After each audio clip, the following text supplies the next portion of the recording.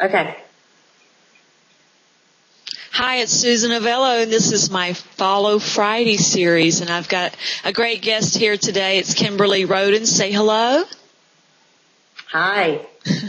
We're so glad to have you on the video here today and on the spotlight. So I detest looking at this little light, so I'll look at you. And just tell us who is Kimberly Roden? Gosh, I am an engaged woman. My personal life is much more important than my professional life, but newly engaged, living at the beach in New Jersey. Nice. And for what I do for a living is basically HR. I've been a generalist for 25 years now, mostly in corporate America and smaller companies. But the longer I do this, the more that I just want to be a catalyst to make work better. That's all. I'm not all about fluff. I'm not policy happy. HR has a stigma to it, and I can completely understand it. I didn't choose this profession. It chose me. But since I'm here, I'm going to make the best of it. Good. That's a great philosophy. So tell us a little bit, how long were you were in corporate America till just recently, correct? Yes. Until November. Wow. And so it's very recent, very recent. So I'm a brand new entrepreneur. It's exciting and it's terrifying. It is, isn't it? And I think there's so many of us out there that are doing that same thing, and we feel the same way. So you're not alone. So, how do you want to expand a little bit about how you got into, you say HR found you. What do you mean by that? Yeah. Well, interestingly enough, when I was in high school, my very first job was working for Sears. Sears was amazing, and they took such great care of me, and they literally promoted me and gave me salary increases without my even asking. And they were, at the time, one of the best employers for a young person to have. I was a cashier. I worked in the lingerie department for the great big women, like lingerie, really, really big underwear, like a tent. And so I ended up being really good at using the cash register. And one thing led to another, and I continually started to train new people who came into our department. Well, the manager said, all you're doing is training people. In other words, I wasn't really helping, sell the lingerie. So he went to the personnel director, because at the time HR was called personnel. Right. I'm dating myself, but we both go there. And the personnel director came to me and said, we want to transfer you, and we want you to start teaching the new hires how to use the cash register. So here I was, I think I was 17 or 18, and I was training the new hires on how to use the cash register properly, how to code the sales, because when things were on sale, it was like 14 more buttons you had to push, not like now. And I ended up getting into training, and then I just stayed in personnel, and I asked my high school advisor, how do I pursue this field in college? There was no HR degree program in college, so they advised to take the psychology route. So that's what I did. And it's been a long time. So I've seen HR evolve into HR. When SHRM was called ASPA, that was a long time ago. And that's how it found me. That's cool. That's a cool story. Sorry, my dogs are, they never do anything until you start to do something like this. I knew that was going to happen.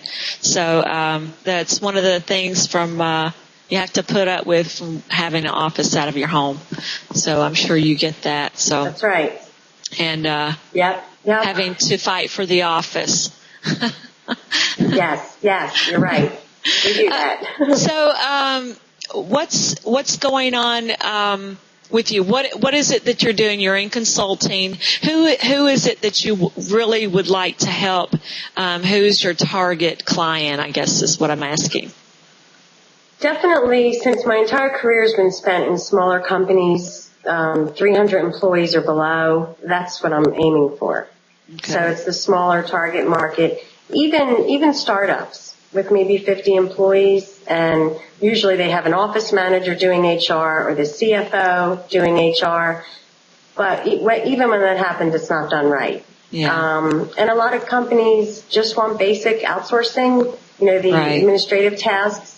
And that's okay too. My specialty areas lie more in the larger projects around performance or leadership coaching, but I like the startup too. I've always kind of had the ability to build the HR departments in just about every company I've been with.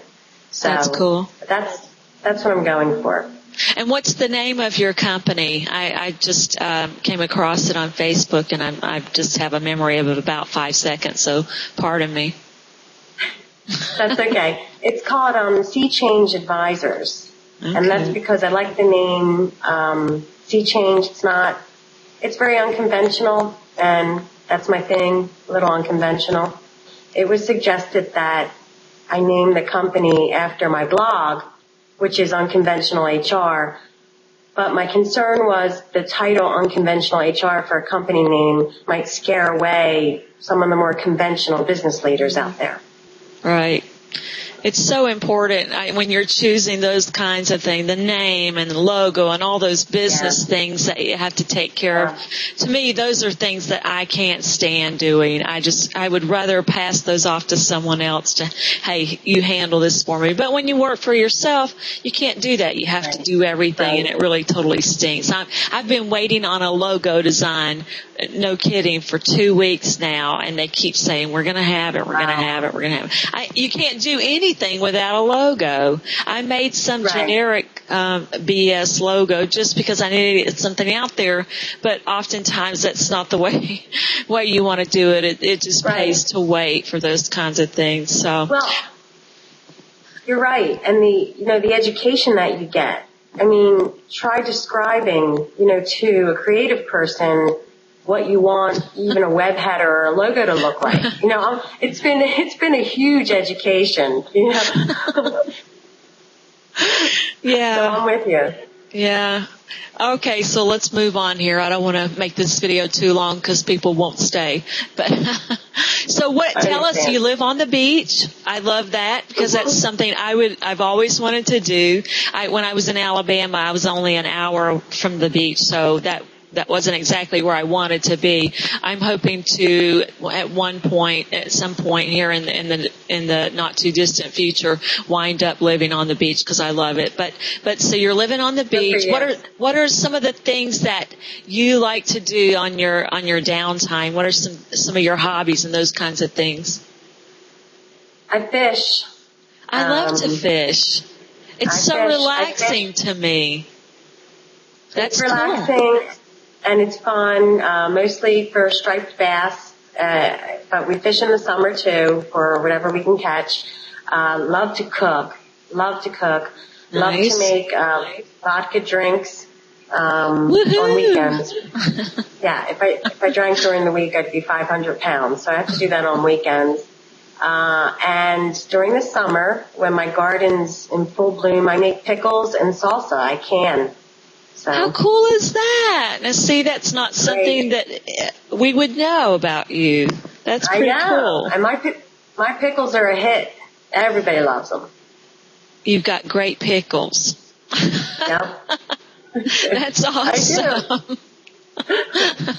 Well, that's cool. I've never canned anything in my life. My mom used to do a lot of that, and I'd be like, oh, my God, that looks awful. Oh, it's fun. I grow cucumbers all summer long, so they're all 100% organic. Yep. Now, do you market those? No, I could because people love them. We give so many away, and we usually try to make some last for us all winter.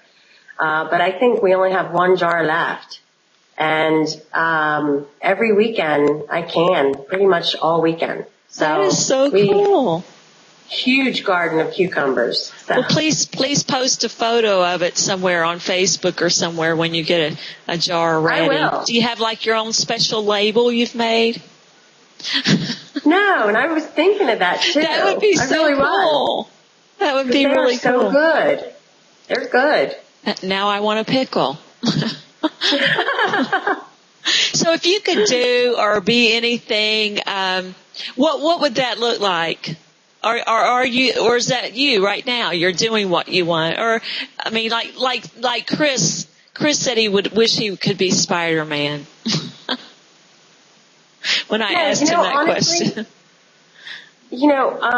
One of the things, I like what I do, but I'm not one of those people who goes by the rule, do what you love and the money will follow, because I kind of think that's a load of BS. I think that we do what we do to make a living because we need to make a living. Right. I have passion for certain areas of what I do. But if I could do it all over again, I wouldn't choose this profession. Mm-hmm. What I would do would be more in the creative end and more in PR, marketing, sales. I would, because I have a hidden streak of creativity in me that has felt very inhibited for years. Mm. So that's what I would be doing. Well, it's never too late. Well, I'm doing a little bit of it with this website.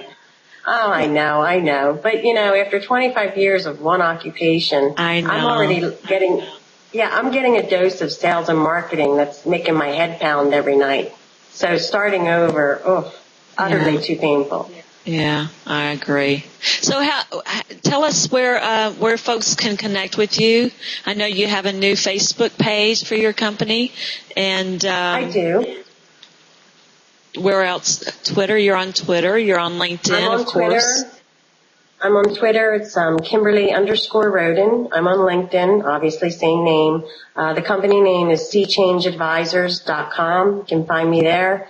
Oh, and my blog is on Conventional HR. You can find me there. And let me just say, I love your blog, and when you guest blogged for HR Virtual Cafe, I had so many great responses from that post. I appreciate it. We'll have to get you, if you get some more free time, if you get any free time, maybe have you come back and do another post. But I'm so glad to have you on the blog today for this interview. And hopefully this allows people to get to know you a little bit more intimately, I guess we should say. Thank you.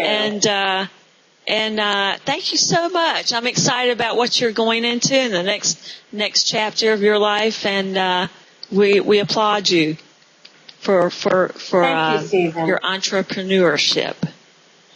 Thanks for having me. I appreciate it. Okay, all right. Thanks. Bye, everyone. All right. Bye, everyone. Okay, let's see.